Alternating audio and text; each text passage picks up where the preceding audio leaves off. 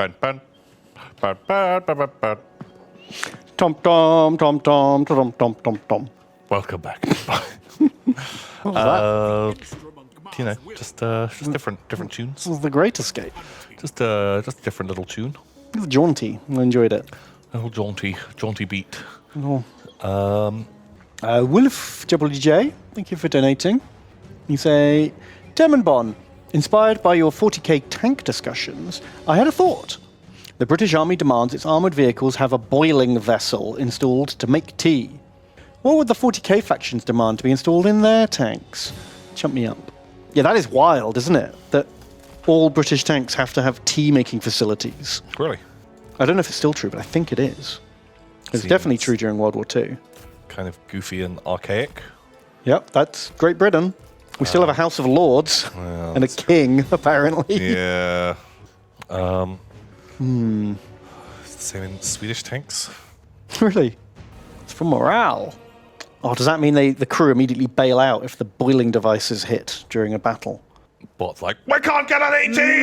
Yeah. Fuck, abandon tank! They just run. Yeah. Yeah, I probably would. If I was a tea person. It's pretty important. Once you've had a tea, you can't not have a tea. Yeah.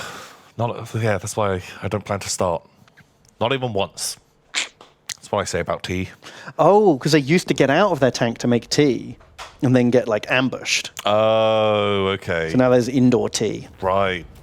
Because you can't stop them making tea, so you want to keep them alive. Just, you can't just, like, load up a thermos before you go in. No. They need fresh, hot tea as they're fighting battles.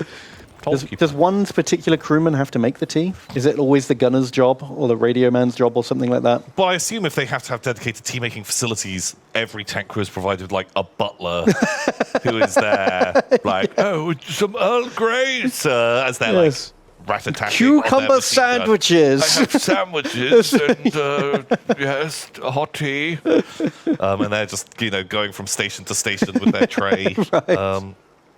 Of course. Something like that. That makes sense. Jordan Kenobi. Who donates $10 and they say, hello there. Hello there. Hello there. Hello there. He said the thing in the TV show. We did the thing. Did you see? At the end, he said hello there. Did the Kenobi TV show come out? Yeah, it's been and gone. Can't watch it anymore. They took it off Disney Plus. Really? No. It's going to be there forever. Yeah, I just wanted to see your reaction. It was just like, oh. Yeah. Pretty worth watching the last episode. Is that when all the Jedi turn up? That's when Darth Vader and Obi-Wan have a chat and a lightsaber fight. Okay. And there's that's some satisfying stuff in there. But there's a lot. Honestly, it should have been like a film. It should have been a 2-hour film. Oh. Instead of a, 5-hour, 6-hour, whatever it is, TV show. There was a real stupid scene where he sneaks a child out of an Imperial base under his trench coat. Like, do you know, he's wearing a big long coat and he's like covering her up and they're walking out like everything's fine. He's just a normal man with massive legs. And they're specifically looking for him and a child.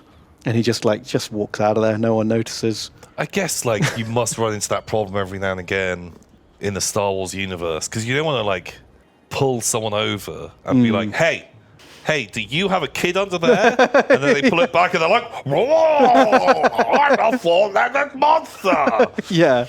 That, if they'd been in the Mos Eisley Cantina, maybe. But he was wearing Imperial officers' clothes. Oh. In an Imperial army base. Oh. Where there is not a single other alien because the Empire's super racist. Yeah, they're generally not too chill on the old centaurs. No.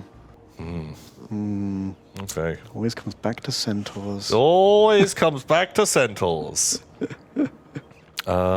Anyway, some dumb stuff. Some good stuff.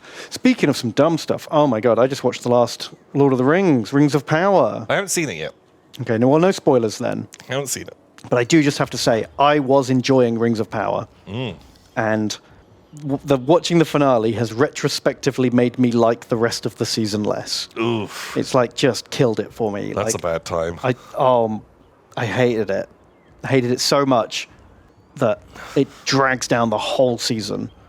This is just me personally. Not, I've spoken to a lot of other people about it. Not everyone feels this way. So your mileage may vary, but oh god, I'm just completely indifferent to like if or when season 2 happens. Oh, that feels bad. Sag. Butt Hoofer. Butt Hoofer. Thank you for your donation, Butt Hoofer. Hoof that butt. Saying Gobby Boy Ben and Giant Milking Intern Tom. Just wanted to share my bolter and have a QQ. What scheme would you use to get a giant ready for milking? And then they've sent a link, which is about 3D printing a bolter. Ooh. Yeah. How would you scheme a giant? Well, I guess you scheme the giant into milking itself. Get it really drunk? Oh, yeah. Get it to jerk itself. And then just come in afterwards when it's asleep and scoop up the milk. Right? Mortar.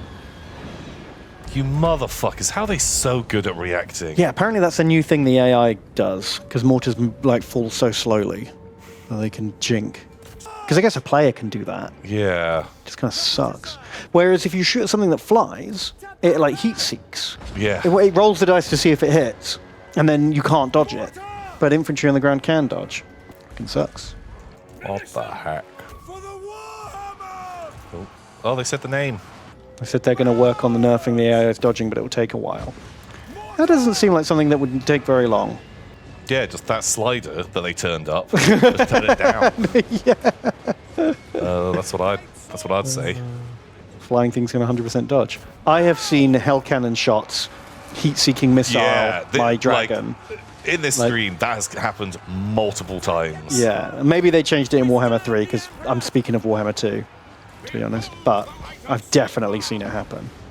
Hell cannons are homing, though. Are they? You know, just like they weren't in the game. Yeah, they weren't in the lore or the tabletop, and it doesn't say anything about that in their unit description. I do hate it when like they just add mechanics to units that they don't put in the description or on any of the unit Yeah, there's a lot of that stuff. There's so many hidden stats and mechanisms that you just don't know exist. Yeah. Bothers me. Apparently they've always been homing. Wow.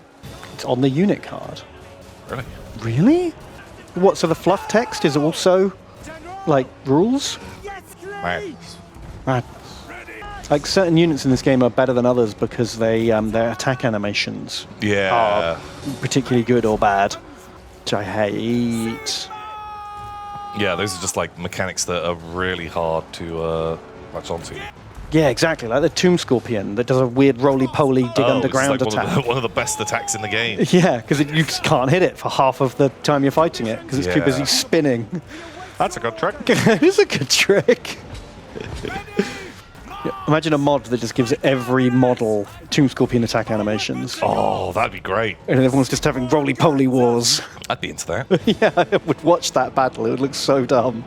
I wonder if that's literally a mod you can make in an evening, or if that's super complicated. Wonder. Just copy-paste, right? It's just a copy-paste. Just copy-paste from Scorpion to everything.